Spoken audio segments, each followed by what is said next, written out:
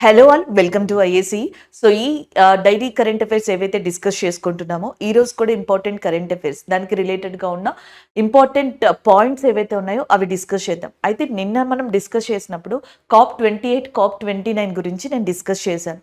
So అదే టైంలో at the same time ప్యారల్గా నేను డిస్కస్ చేసినప్పుడు ఈజిప్ట్ గురించి కూడా చెప్పడం వల్ల COP28 ఈజిప్ట్ అని, అలాగే COP29 వచ్చేటప్పటికి నేను అజర్బైజాన్ అని చెప్పాను. సో అది కొంచెం సరి చేసుకోవాలి, ఎందుకంటే COP27 ఈజిప్ట్లో జరిగింది, COP28 దుబాయ్లో జరిగింది యుఏఈలో, COP29 వచ్చేటప్పటికి మనకి అజర్బైజాన్లో జరగబోతుంది ఈ ఇయర్ అనమాట.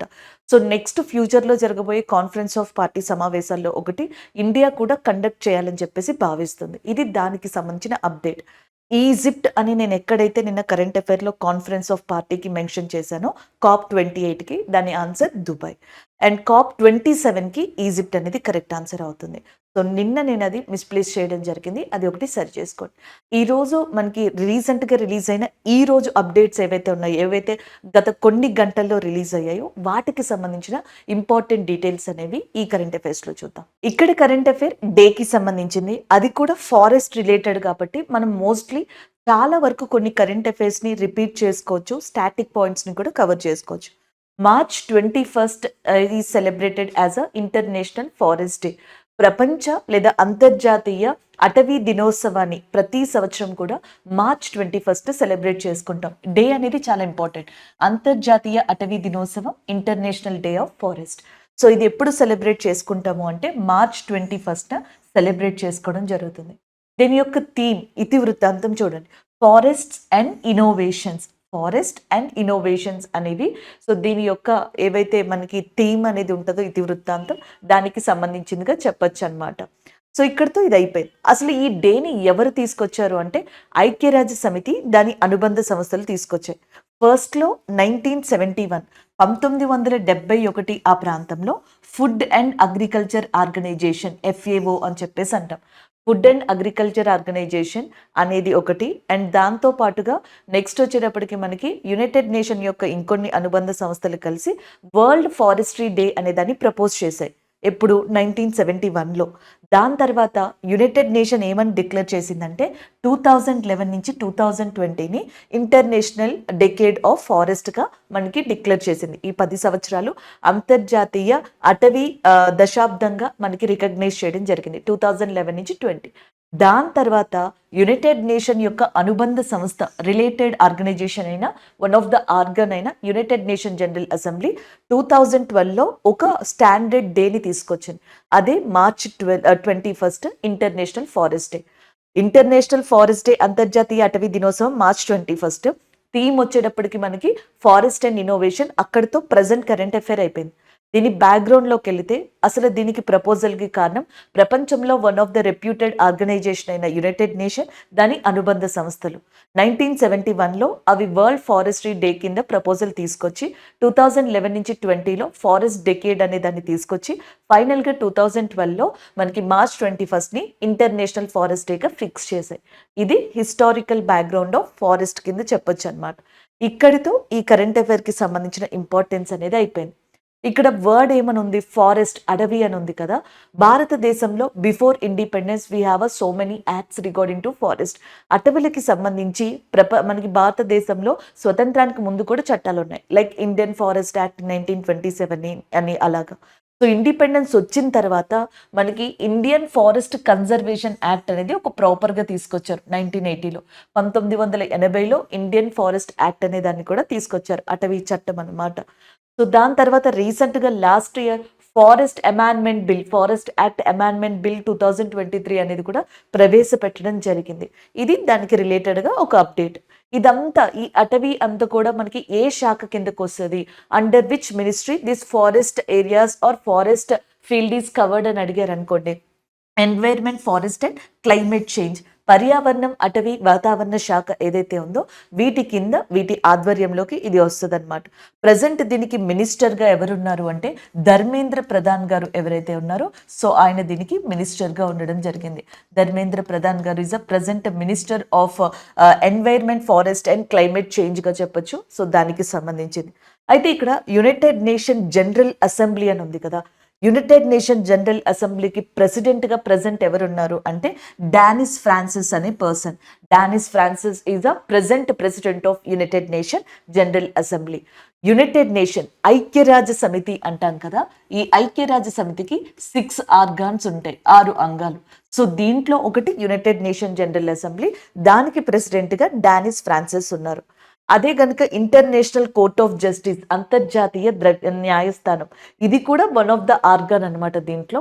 సో దీనికి రీసెంట్గా ప్రెసిడెంట్గా ఎవరు ఎంపికయ్యారు, నవాబ్ సలాం అనే పర్సన్ ఎంపిక అవ్వడం జరిగింది అనమాట. అలాగే యునైటెడ్ నేషన్లో టోటల్ సభ్య దేశాల సంఖ్య 193 ఉంటుంది. India is also one of the member in United నేషన్స్గా చెప్పొచ్చు అనమాట. అలాగే నెక్స్ట్ వచ్చేటప్పటికి ఈ యునైటెడ్ నేషన్కి ఆంటోనియో గ్యుటెరెస్ అనే పర్సన్ ఎవరైతే ఉన్నారో, ఆంటోనియో గ్యుటెరెస్ అనే పర్సన్ ప్రెసిడెంట్గా ఉండడం జరిగింది. అది ఇంకొకటి. అండ్ నెక్స్ట్ వచ్చేటప్పటికి ఇదే యునైటెడ్ నేషన్లో ఇంకొక ఇంపార్టెంట్ ఆర్గన్ ఉంటుంది, దాన్ని యునైటెడ్ నేషన్ సెక్యూరిటీ కౌన్సిల్ అని కూడా అంటాం. దీంట్లో టోటల్గా 15 మెంబర్స్ ఉంటారనమాట. 5 permanent members and 10 non permanent members. 5 శాశ్వత సభ్యులు, 10 మంది అశాశ్వత సభ్యులు కూడా ఉంటారు. సో కింద నిన్న కమెంట్స్ చూశాను, కొన్ని జీకే టాపిక్స్ కూడా కవర్ చేయండి అని. ఇక్కడ current affair international forest day, ఇది గుర్తుండాలి మీకు ఫస్ట్ ఖచ్చితంగా. దాని తర్వాత థీమ్ అనేది గుర్తుండాలి. అండ్ ద నెక్స్ట్ వన్, రీసెంట్గా మీకు పర్సన్స్ అడిగినప్పుడు యునైటెడ్ నేషన్ యొక్క సెక్రటరీ జనరల్ ఎవరు, జనరల్ అసెంబ్లీకి సంబంధించిన పర్సన్ ఎవరు, ఇంటర్నేషనల్ కోర్ట్ ఆఫ్ జస్టిస్కి సంబంధించింది ఏంటి, ఇలాంటి క్వశ్చన్స్ ఉంటాయి. ఇన్ఫ్యాక్ట్ చెప్పాలంటే ఒక కామన్ ప్రీవియస్ క్వశ్చన్ ఏంటంటే international court of justice, international criminal court, ఈ రెండింటి యొక్క హెడ్ క్వార్టర్స్ ఉంది కదా, ఇది మనకి ది హెగ్ అనే ప్రాంతంలో ఉందన్నమాట. ది హెగ్ అనేది నెదర్లాండ్స్లో లొకేట్ అయి ఉంది. సో ఈ ప్రాంతంలో లొకేట్ అయింది. ఈ క్వశ్చన్ని చాలా ఎగ్జామ్స్లో కామన్గా అడిగారు కాబట్టి మీరు గుర్తుపెట్టుకోవచ్చు. ఇవన్నీ స్టాట్కి సంబంధించిన ఇన్ఫర్మేషన్, ఇది ప్రెజెంట్కి సంబంధించిన information. March 21 is celebrated as a అంతర్జాతీయ అటవీ దినోత్సవం, ఇంటర్నేషనల్ డే ఆఫ్ ఫారెస్ట్. నిన్న ఏం డిస్కస్ చేసుకున్నాం, మార్చ్ 20 అనే దాన్ని డిస్కస్ చేసాం. మార్చ్ 20 వచ్చేటప్పటికి వరల్డ్ స్పారో డే, ప్రపంచ పిచ్చుకల దినోత్సవం. వరల్డ్ స్పారో డే ఒకటి, ఇంటర్నేషనల్ డే ఆఫ్ హ్యాపీనెస్ కూడా అదే రోజున. This is all about this day of current affair అండి. నెక్స్ట్ వన్, ఢిల్లీలో రీసెంట్గా ఒక కాన్ఫరెన్స్ అనేది జరిగింది, దానికి సంబంధించిన న్యూస్ లేదా కరెంట్ అఫైర్ ఇది. Agriculture and technology. సో వ్యవసాయం, ఇప్పుడు ఉన్న టెక్నాలజీ, ఈ రెండింటిని అనుసంధానం చేయడానికి ఈ సమావేశాన్ని ఇంటర్నేషనల్ ఆర్గనైజేషన్స్ ముందుకు తీసుకొస్తే దాన్ని ఇండియాలో ఉన్న ఇన్స్టిట్యూషన్స్ ఢిల్లీ వేదికగా నిర్వహించాయి. So on the behalf of India and we have a telecommunication energy centre and Indian council of agriculture research and recently conducted a conference regarding to that or workshop regarding to that and agriculture and transformation in to that టెక్నాలజీగా చెప్పొచ్చు అనమాట. దీనికి సంబంధించి అసలు ఈ current affair ఏంటి అనేది చూద్దాం ఇక్కడ. Cultivating tomorrow, advancing digital agriculture through internet of things and artificial intelligence.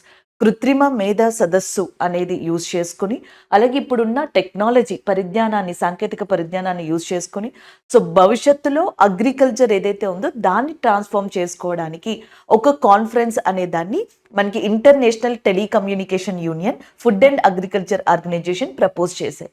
ఈ ఇంటర్నేషనల్ టెలికమ్యూనికేషన్ యూనియన్ అనేది ఎక్కడుంది మనకి, that is located in Geneva, స్విట్జర్లాండ్లో లొకేట్ అయి ఉందన్నమాట. ఫుడ్ అండ్ అగ్రికల్చర్ ఆర్గనైజేషన్ రోమ్లో లొకేట్ అయి ఉంది. ఈ రెండు కూడా ప్రపోజల్కి తీసుకొచ్చాయి ఈ కాన్ఫరెన్స్ని. సో దాన్ని మనకి ఇండియాలో ఎక్కడ నిర్వహించారు, న్యూఢిల్లీ కేంద్రంగా నిర్వహించడం జరిగిందనమాట. అదే కరెంట్ అఫైర్. ఇండియాలో వచ్చేటప్పటికి telecommunication of engineering centre and Indian council of agriculture research, భారతదేశ వ్యవసాయ పరిశోధన కేంద్రం అనమాట. సో ఇక్కడ మీరు చూడొచ్చు, ITU and FAO workshop hosted by tech and ఐకా సక్సెస్ఫుల్లీ కన్క్లూడ్స్ అని చెప్పేసి ఇవ్వడం జరిగింది. మీరు రీసెంట్గా చూసాం, మనకి స్కూల్స్కి సంబంధించి ఆర్టిఫిషియల్ ఇంటెలిజెన్స్ని కేరళలో తీసుకొచ్చారా, ఇరీస్ అనే ఒక టీచర్ని కూడా తీసుకొచ్చారు ఆర్టిఫిషియల్ ఇంటెలిజెన్సీతో, అది ఒకట. అండ్ నెక్స్ట్ వచ్చేటప్పటికి రీసెంట్గా నిన్న మనం చూసినట్టున్నాం కదా, సో ఒక గూగుల్కి సంబంధించి ఒక కంపెనీ లేకపోతే ఒక ప్లాట్ఫామ్ అనేది మనకి సీమా అనే ఆర్టిఫిషియల్ ఇంటెలిజెన్సీ సిస్టమ్ని తీసుకొచ్చిందనమాట, గూగుల్ డీప్ మైండ్ అనేది. సో గూగుల్ డీప్ మైండ్ ఏం తీసుకొచ్చింది అంటే సీమా అనే ఒక artificial intelligence platform, video gaming కోసం అని చెప్పేసి నిన్న కరెంట్ అఫైర్లో డిస్కస్ చేసుకున్నాం. సో వీడియో గేమ్స్, స్కూల్స్ ఇలాంటి వాటిలోనే కాకుండా అగ్రికల్చర్లో కూడా యూజ్ అయ్యేలాగా ఇప్పుడు ఈ సమావేశాన్ని నిర్వహించారనమాట. సో ఇది ఈ కరెంట్ అఫైర్కి సంబంధించిన ఇంపార్టెంట్ న్యూస్గా చెప్పచ్చు. ఫర్ ఎగ్జాంపుల్ చూడండి, మనకి అగ్రికల్చర్‌లో ఎక్కువగా యూజ్ చేయేది ఒకటేంటి అంటే ఇప్పుడు ప్రెజెంట్ డ్రోన్స్ యూజ్ అవుతున్నాయి. సో, డ్రోన్స్ అనేవి జనరల్‌గా యూజ్ అవుతున్నాయి. అన్‌మ్యాన్డ్ ఏరియల్ వెహికల్స్‌గా కూడా అనొచ్చు కదా! అన్‌మ్యాన్డ్ ఏరియల్ వెహికల్స్ లేదా డ్రోన్స్ ఏవైతే ఉన్నాయో, మనకి పొలాల్లో ఎరువులు, విత్తనాలు చల్లడానికి, పెస్టిసైడ్స్‌కి కోసం కావచ్చు, ఇలాంటి వాటికి డ్రోన్స్‌ని యూజ్ చేస్తున్నారు. అందుకే లాస్ట్ ఇయర్ ఆగస్ట్ 15, 2023 ఆగస్ట్ 15న నరేంద్ర మోదీ గారు ప్రైమ్ మినిస్టర్ ఆఫ్ ఇండియా 2 స్కీమ్స్‌ని అనౌన్స్ చేశారు. లఖ్పతి దీదీ అనే ఒక స్కీమ్‌ని అనౌన్స్ చేశారా? దాని కింద మళ్ళీ మనకి నమో డ్రోన్ దీదీ అనే ఒక పథకాన్ని కూడా అనౌన్స్ చేయడం జరిగింది. నమో డ్రోన్ దీదీ. సో, దీని కింద ఏంటంటే జనరల్‌గా మనకి ఇండియాలో ఉన్న మనకి ఎవరైతే విమెన్స్ ఉన్నారో, ముఖ్యంగా సెల్ఫ్ హెల్ప్ గ్రూప్స్, స్వయం సహకారక బృందాల్లో ఉన్న వాళ్ళని సెలెక్ట్ చేసుకొని ఈ డ్రోన్స్‌ని డిస్ట్రిబ్యూట్ చేయడం, వాళ్ళకి యూసేజెస్‌ని తెలపడం వల్ల వాళ్ళు అగ్రికల్చర్‌కి యూజ్ అవుతారు. వాళ్ళ యొక్క టెక్నాలజీ యొక్క ఏదైతే ఎక్స్‌పీరియన్స్ ఉందో అది జనరల్‌గా మనకి అగ్రికల్చర్‌కి యూజ్ అవుతది. వాళ్ళని ట్రైన్ చేయడం వల్ల. అంటే ఇక్కడ ఏం చేస్తున్నారు, అగ్రికల్చర్‌ని తీసుకొచ్చి టెక్నాలజీకి మనకి ట్రాన్స్‌ఫర్ చేస్తున్నారు. సో, ఇలాంటివి ఇంకేమన్నా చేయొచ్చా అనేది ఇక్కడ క్వెషన్ అన్నమాట. దాన్ని డిస్కస్ చేయడానికి Indian agriculture council of research, telecommunication engineering వీళ్ళు మనకి అంతర్జాతీయ సంస్థలైన వీటితో కలిసి రీసెంట్‌గా దీనిని వర్క్ చేయడం జరిగింది. So, this is all about this current అఫైర్‌గా చెప్పొచ్చన్నమాట. అయితే ఈ ఇయర్ లాస్ట్ ఇయర్ కూడా జనరల్‌గా చెప్పాలంటే 2023-24లో న్యూఢిల్లీ కేంద్రంగా చాలా సమావేశాలు జరిగాయి. ఇన్‌ఫాక్ట్ G20 యొక్క మెయిన్ సమావేశం అనేది కూడా న్యూఢిల్లీలోని భారత్ మండపంలో జరిగింది. అయితే ఒక్కొక్కసారి వెన్యూస్‌ని అడిగే ఛాన్సెస్ ఉన్నాయి కాబట్టి ఈ కరెంట్ అఫైర్‌ని బేస్ చేసుకొని న్యూఢిల్లీలో ఇంకేమన్నా సమిట్స్ రీసెంట్‌గా జరిగాయా? కాన్ఫరెన్స్ రీసెంట్‌గా జరిగిందా అనేది ఒకసారి ఇక్కడ చూద్దాం. సో, కొన్ని సమిట్స్ ఢిల్లీలో ఏవైతే రీసెంట్‌గా జరిగాయో 2024లో వాటికి సంబంధించి ఒకసారి చూద్దాం 24, 23. సో, ఒకటి ఇండస్ ఎక్స్ సమిట్ అనేది జరిగిందనమాట ఢిల్లీలోనే. ఇదేంటి అంటే ఇండియా అండ్ యూఎస్ఏ, భారతదేశం మరియు అమెరికా డిఫెన్స్‌కి సంబంధించిన ఒక సమావేశాన్ని, రక్షణ రంగానికి సంబంధించింది రీసెంట్‌గా కంక్లూడ్ చేసుకోవడం జరిగింది. డిఫెన్స్ మినిస్టర్ ఎవరు ఇప్పుడు మనకి రాజ్‌నాథ్ సింగ్ గారు ఉన్నారు. అది ఇంకొక పాయింట్‌గా మీరు ఇక్కడ రిఫర్ చేసుకోవచ్చు. నిన్న మనం డిస్కస్ చేసాం, మీకు గుర్తుందా? టైగర్ ట్రింఫో అనే ఒక ఎక్సర్సైజ్ అనేది. టైగర్ ట్రింఫో ఎక్సర్సైజ్ అనేది జనరల్‌గా మనకి ఏదైతే ఇండియాకి, యూఎస్ఏకి సంబంధించిన ఎక్సర్సైజ్ అని మనం డిస్కస్ చేసాం. టైగర్ ట్రింఫో అనే ఎక్సర్సైజ్‌ని. దాంతో పాటుగా యుద్ధ అభ్యాస్ అనే దాని గురించి, వజ్ర ప్రహార్ అనే దాని గురించి, క్వాడ్ ఎక్సర్సైజ్ లేదా మల్బార్ ఎక్సర్సైజ్ అనే దాని గురించి కూడా డిస్కస్ చేసాం. సో, డిఫెన్స్ వచ్చింది కాబట్టి జనరల్‌గా మనం ఇక్కడ అది చెప్పుకోగలుగుతున్నాం. అలాగే నెక్స్ట్ వచ్చేటప్పటికి నీమ్ సమిట్ అనేది కూడా మనకి ఈ ప్రయోజనాలకు సంబంధించిందంతా కూడా న్యూఢిల్లీలోనే జరిగింది. వరల్డ్ సస్టైనబుల్ డెవలప్మెంట్ సమిట్, ప్రపంచ సమ్మిళన అభివృద్ధి సమావేశం అనేది మనకి ఎక్కడ జరిగింది అంటే న్యూఢిల్లీలో. నెక్స్ట్ గ్లోబల్ బిజినెస్ సమిట్ అనేది కూడా ఢిల్లీలోనే జరిగింది.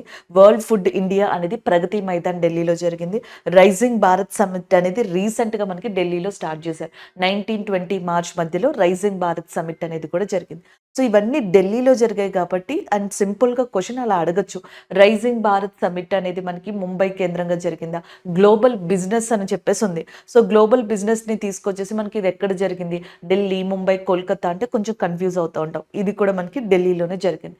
సో, నిన్న కరెంట్ అఫైర్ డిస్కస్ చేసాం. టైగర్ ట్రింఫో అనే దాని గురించి ఇక్కడ డిస్కస్ చేయొచ్చు. సో, అది ఇండియాకి, యూఎస్ఏకి మధ్యలో ఇండియా, యూఎస్ఏ డిఫెన్స్‌కి సంబంధించి ఇండస్ ఎక్స్ అనే ఒక సమావేశాన్ని మనకి రీసెంట్‌గా ఇండియాలోని ఢిల్లీలో కంక్లూడ్ చేసుకున్నారు.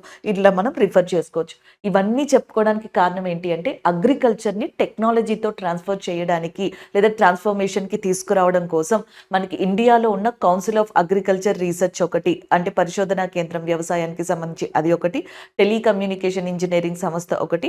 సో, ఇవి అంతర్జాతీయ సంస్థలతో కలిసి న్యూఢిల్లీలో ఒక సమావేశాన్ని ఏర్పరిచాయి. సో, దానివల్ల ఇదంతా న్యూస్‌లోకి వచ్చిందనమాట. సో, నెక్స్ట్ కరెంట్ అఫైర్ ఇది defence related and science and technology రిలేటెడ్‌గా గుర్తుపెట్టుకోవచ్చు. సో, ఒకసారి జనరల్‌గా మనం దీన్ని అర్థం చేసుకోగలిగితే మీరు మళ్ళీ రివైజ్ చేయాల్సిన అవసరం లేదు.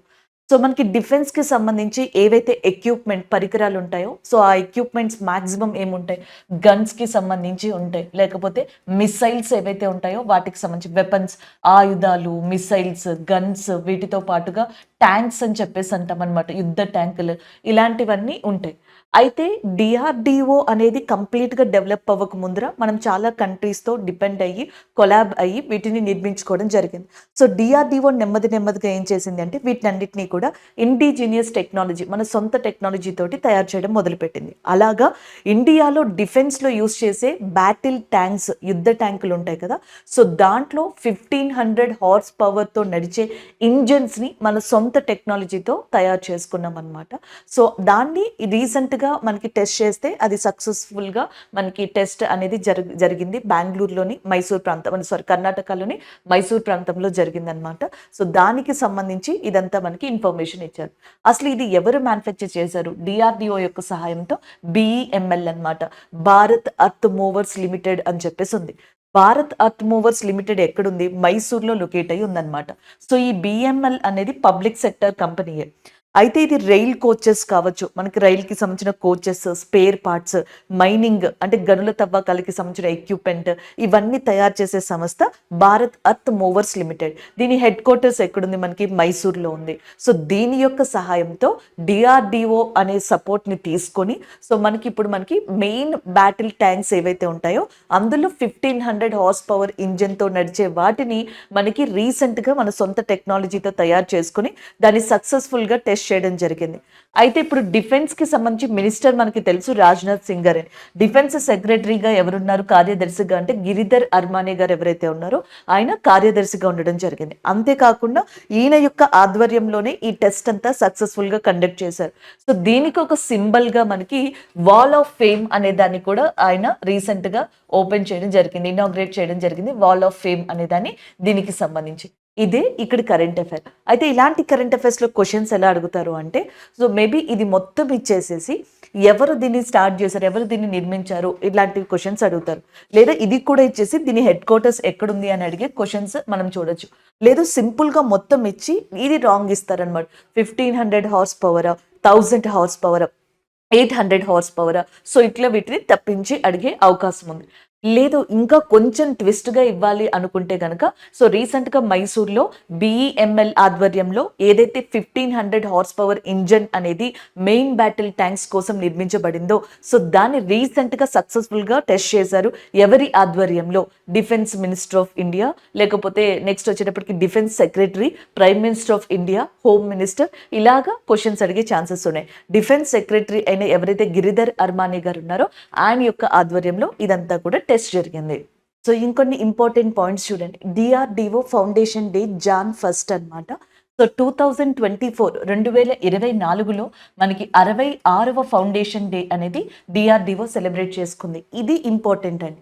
ఎందుకంటే మనకి ఎలా క్వశ్చన్ అడుగుతారు అంటే, జాన్ 1 ఎవ్రీ ఇయర్ కూడా డిఆర్డిఓ డేని సెలబ్రేట్ చేసుకుంటుంది. అయితే 2024లో సెలబ్రేట్ చేసుకున్న డే ఎన్నోవది? 64, 65, 66 ఇలా అడుగుతారు.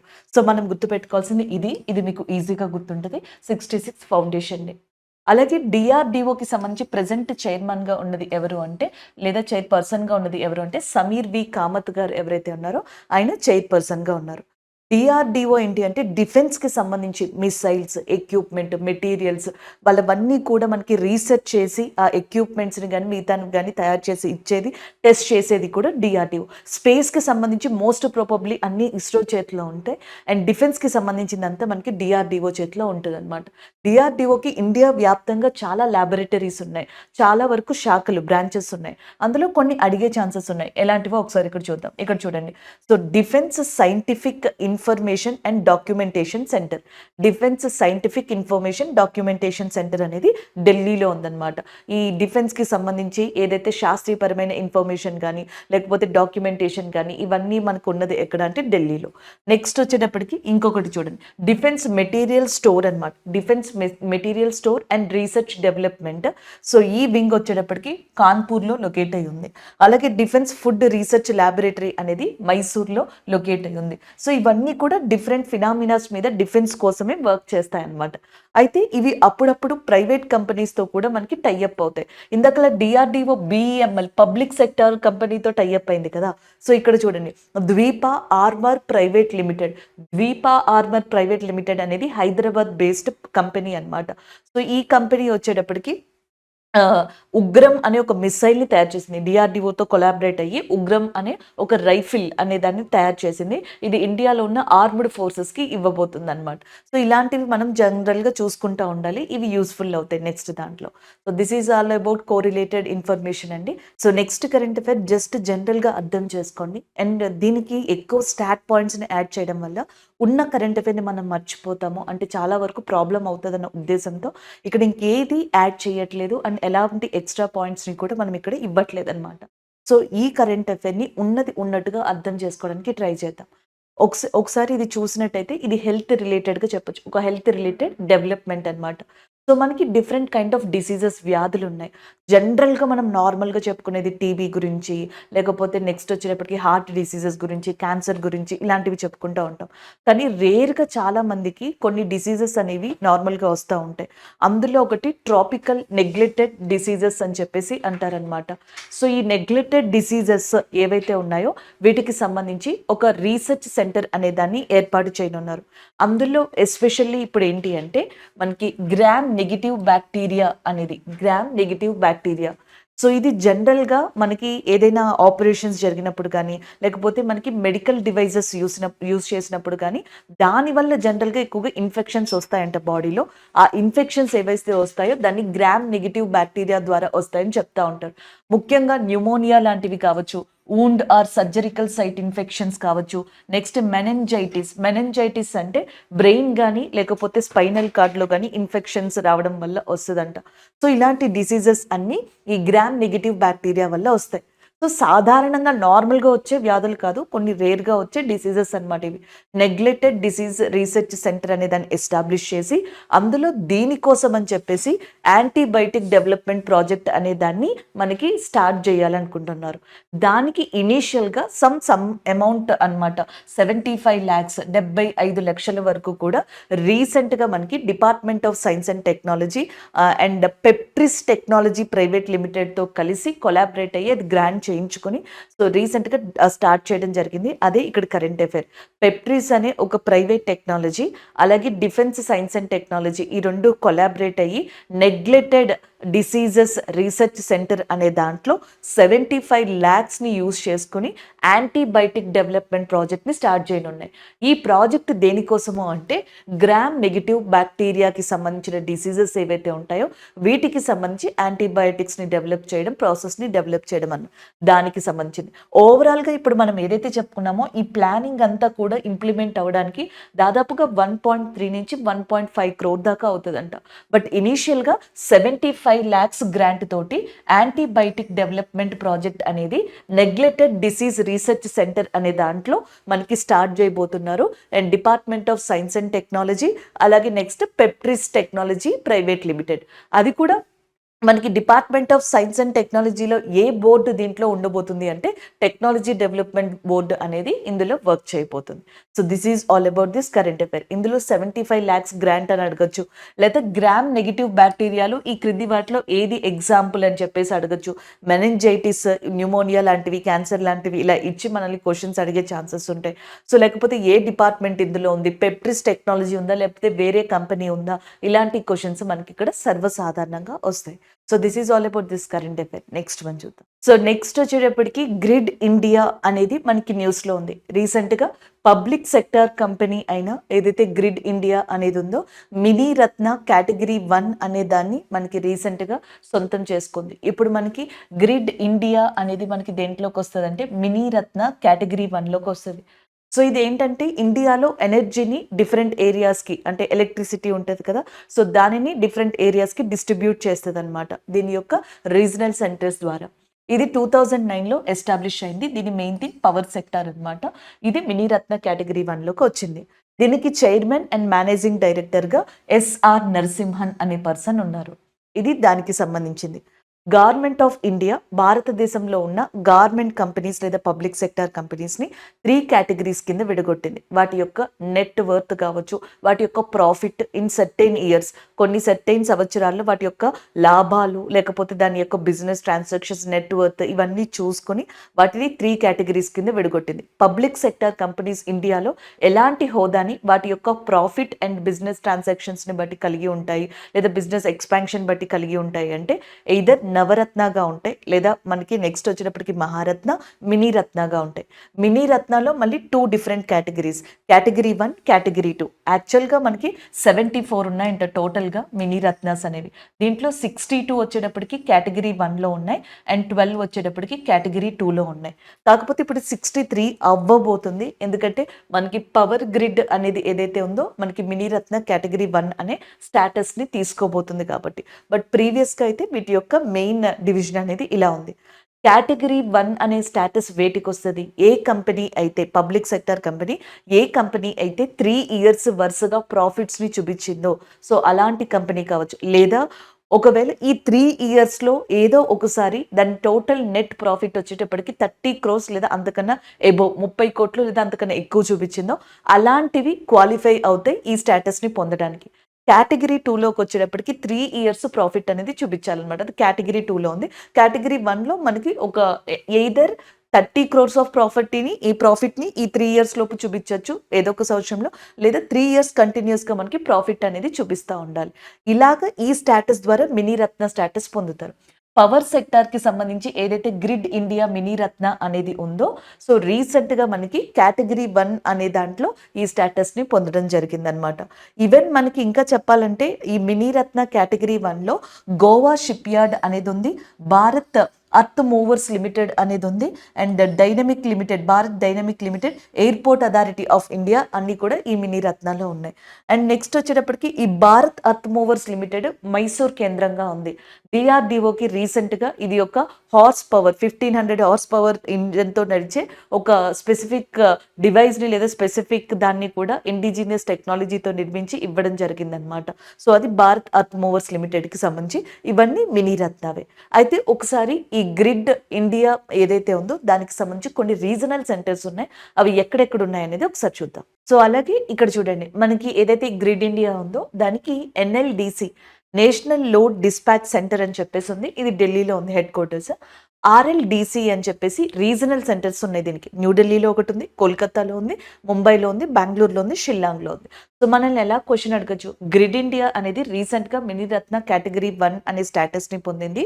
అయితే క్రింది వాటిలో దానికి సంబంధించి రీజనల్ సెంటర్ ఎక్కడ లేదు. Which of the following is not a regional load dispatch centre, is not a dispatch centre of grid ఇండియాగా అడుగుతారనమాట. ఆప్షన్ ఏలో కల్కత్తా, ఆప్షన్ బిలో ముంబై, ఆప్షన్ సిలో బెంగళూరు, ఆప్షన్ డిలో గౌహతి లేదా హైదరాబాద్ లేదా విశాఖపట్నం లేదా మధురై ఇలా ఇవ్వచ్చు అనమాట. సో అట్లా ఇస్తే మనం ఇది ఆన్సర్గా పెట్టాల్సి ఉంటుంది. ఒకసారి ఇది చూసుకోండి. ఇలాంటివి మనకి కరెంట్ అఫైర్ని కొంచెం డిఫరెంట్గా అడిగినప్పుడు యూస్ అవుతాయి. This is all about this current affair. Next one చూద్దాం. సో ఈరోజు డిస్కస్ చేసుకున్న కరెంట్ అఫైర్స్ రివ్యూ చూద్దాం. ఒకటి ఫారెస్ట్ డేకి సంబంధించి డిస్కస్ చేసాం. International forest day March 21st celebrate చేసుకుంటాము అని చెప్పేసి, సో దాని గురించి డిస్కస్ చేయడం జరిగిందనమాట. ఫారెస్ట్ అండ్ ఇన్నోవేషన్స్ అనేవి దాని యొక్క థీమ్గా ఉంది. గ్రిడ్ ఇండియాకి మినీ రత్న కేటగిరీ 1 అనే స్టేటస్ లభించింది, దాని గురించి డిస్కస్ చేసుకున్నాం. అగ్రికల్చర్ని టెక్నాలజీలో ట్రాన్స్ఫార్మ్ చేసేందుకు న్యూఢిల్లీలో ఒక కాన్ఫరెన్స్ అనేది Indian council of agriculture research centre యొక్క ఆధ్వర్యంలో జరిగింది. ఇంటర్నేషనల్ ఆర్గనైజేషన్స్ అయిన ఫుడ్ అండ్ అగ్రికల్చర్ ఆర్గనైజేషన్స్ లాంటివి దీంట్లో పార్టిసిపేట్ చేశాయి. డిఆర్డిఓ వచ్చేటప్పటికి బిఈఎంఎల్ యొక్క సహకారంతో ఇండియాలో మనకి ఈ ఏవైతే బ్యాటిల్ ట్యాంక్స్ ఉంటాయో యుద్ధ ట్యాంకులు దాంట్లో యూస్ చేసే ఇంజన్స్ అండ్ అది కూడా 1500 హార్స్ పవర్ ఇంజన్ క్యాపబిలిటీ కలిగినవి మన సొంత టెక్నాలజీతో డెవలప్ చేసి దాన్ని సక్సెస్ఫుల్గా టెస్ట్ చేశారనమాట. అండ్ ద నెక్స్ట్ వన్ మనకి నెగ్లెక్టెడ్ ట్రాపికల్ డిసీజెస్గా చెప్తామన్నమాట. అవి ఏవైతే ఉన్నాయో అందులో ఒకటి గ్రామ్ నెగిటివ్ బ్యాక్టీరియా వల్ల వచ్చే డిసీజెస్. వాటికి సంబంధించి యాంటీబయోటిక్స్ ప్రాజెక్ట్ అనేదాన్ని 75 lakhs వర్త్ తోటి రీసెంట్గా ప్రారంభించడం కోసం అని చెప్పేసి ఒక ఒప్పందాన్ని కుదుర్చుకోవడం జరిగిందనమాట. ఒక ప్రైవేట్ కంపెనీతో ఇండియాకి సంబంధించిన డిపార్ట్మెంట్ ఆఫ్ సైన్స్ ఏదైతే ఉందో అది ఒక ఒప్పందాన్ని కుదుర్చుకోవడం జరిగింది అండ్ ఒక ఇనిషియేషన్ తీసుకోవడం జరిగింది. దానికి సంబంధించిన కరెంట్ అఫైర్. Thank you.